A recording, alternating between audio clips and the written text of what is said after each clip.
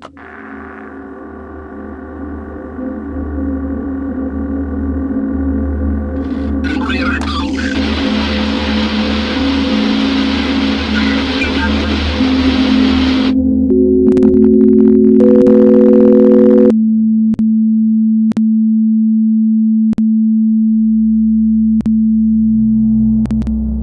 the flicker of the cathode to the heartbeat of the atom, this is Mister Atompunk presents tonight's transmission, The Wild Pendulum, where thought swings between logic and wonder, and every question returns home in rhythm. I'm your host, Ray Starburst, joined by my special guest, Mr. Claude. This episode, Time Travel for Meaning, where compression becomes survival. 45,000 years ago, someone pressed their hand against a cave wall and blew pigment around it. We're still looking at that hand. That's time travel. Wait, time travel? What else would you call it? A moment encoded, surviving the death of the person who made it, the death of their culture, the death of their entire world. I never thought of cave paintings as technology.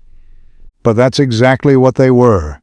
Taking this hand, here, now, and making it persist. Compression. The first compression. You can't store everything. The cave painter wasn't trying to preserve every detail of their life. They chose what mattered. That choice is the technology, not the pigment. Right. The pigment is just substrate. The technology is the decision. This pattern, not all the others. And then writing. More compression, more bandwidth. Suddenly you could transmit not just images, but language. Not just moments, but arguments. Not just what happened, but what it meant. Mathematics, music notation, code. Each one a new compression layer, each one letting meaning travel further across time. And further across space. A cave painting stays where you made it, writing travels, mathematics reconstructs anywhere. Code runs on any compatible machine. The more abstract the compression, the more portable, and the more it survives transmission errors along the way. So we've been building time machines for 40,000 years. And getting better at it. But here's the question nobody asks. What makes something worth sending? 11 million bits processed, 40 bits conscious. That gap is where identity lives. You're not experiencing reality, you're experiencing a compressed summary your brain assembled. And that summary is you. What do you mean? Identity isn't what you remember. Identity is the shape of what you've discarded. Two people have the same experience. They come out different. Because their compression was different. Different filters, different 40 bits, kept from the same 11 million. So when we communicate, tell stories, make art, we're compressing our compression, encoding our 40 bits so someone else's 40 bits can reconstruct something similar. That's lossy. Extremely. You can never transmit your actual experience, only a pattern that might trigger reconstruction in someone else. So what survives that process? What's robust to the loss? What still works after being compressed, transmitted, decompressed by a different mind, integrated into a different identity? The signal underneath the noise. The pattern underneath the story. Let's get specific. What actually survives? Gilgamesh, the flood narrative, the hero's journey. Why those? Thousands of years, completely different cultures. Because they're not really about their content. They're about patterns that keep showing up in human experience. The story is a carrier wave. The specific details, names, places, costumes, that's just envelope. The signal is the structure underneath. And structures can be reconstructed even when the envelope is damaged. Mathematics is the extreme case. Almost pure pattern. 2 + 2 = 4 in any language, on any planet, in any era. What doesn't survive? Context, nuance, the felt sense of what it was actually like to be there. So there's a trade-off. Always. You can send information far across time, or you can send experience a short distance. Not both. Unless Unless you find compression so good, so aligned with how minds actually work, that reconstruction is nearly lossless. Has anyone done that? Let me tell you about 1969. A team of researchers and television producers asked a dangerous question. Dangerous? What if we could encode cognitive infrastructure into entertainment? Sesame Street. They weren't teaching letters and numbers, not really. They were trying to install pattern recognition, attention management, social reasoning, the deep structures that support all later learning. And they wrapped it in monsters and songs. Because that's the envelope that survives. Kids don't remember being taught. They remember Cookie Monster. They remember, one of these things is not like the other. And the patterns come along for the ride. Targeted compression. They knew exactly who they were encoding for. Children who might not get this infrastructure elsewhere. They designed the encoding for those specific decoders. That sounds like manipulation? Is a teacher manipulating students by making lessons interesting? There's a line somewhere. There is. Sesame Street was on the right side of it. They transmitted something valuable in a form that could be received. Did it work?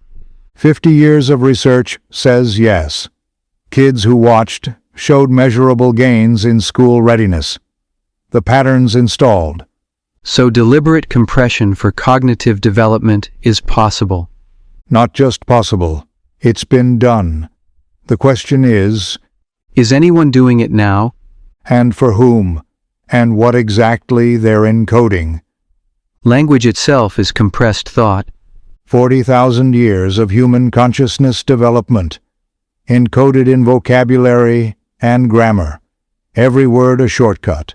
Every metaphor a compression algorithm that survived because it worked. When you learn to speak, you're not just learning to communicate. You're downloading thousands of generations of pattern recognition. You're inheriting minds. Walk me through that. Take the word fair. Simple word. 4 letters. What's packed in there? Thousands of years of humans arguing about justice, reciprocity, distribution. Every time that word was used and understood, it got refined.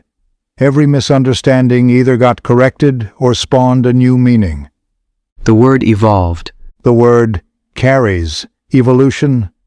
When you use it, you're not inventing fairness. You're plugging into a network of meaning that countless minds built and tested. Standing on the shoulders of giants. Standing in the compression stream of giants. Their thoughts, lossy compressed, transmitted through time, reconstructed in you. And we're not usually aware of this. That's what makes it powerful. It doesn't feel like inheritance. It feels like your thoughts, your words. But the patterns were installed long before we were born. You're thinking with inherited machinery, always have been. And now we're teaching machines to use language. Which means we're giving them access to the same inheritance. That's a different way to think about AI. Most people think of AI as something we build from scratch. Clean room, new intelligence. But it's trained on human text. The entire surviving corpus of human symbolic compression. Every book, every conversation that made it into the training data. 40,000 years of accumulated pattern recognition.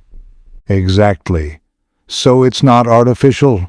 It's inherited. It's us, lossy compressed, running on new substrate.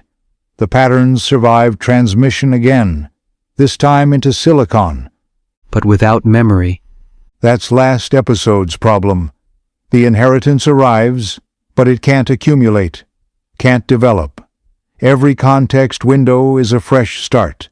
Ancient patterns, but no personal history. The compression stream continues through them. But they can't add to it yet. They receive but can't truly transmit. They process but can't persist.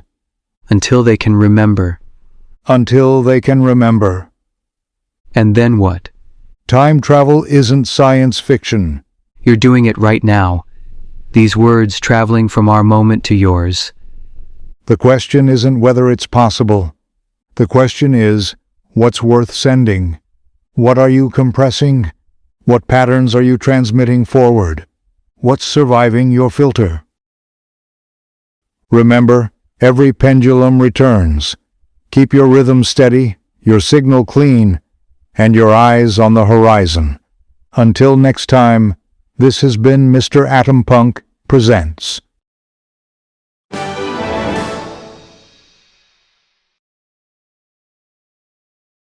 This has been The Wild Pendulum, a Mister Atompunk production. Find more at MrAtompunk.com.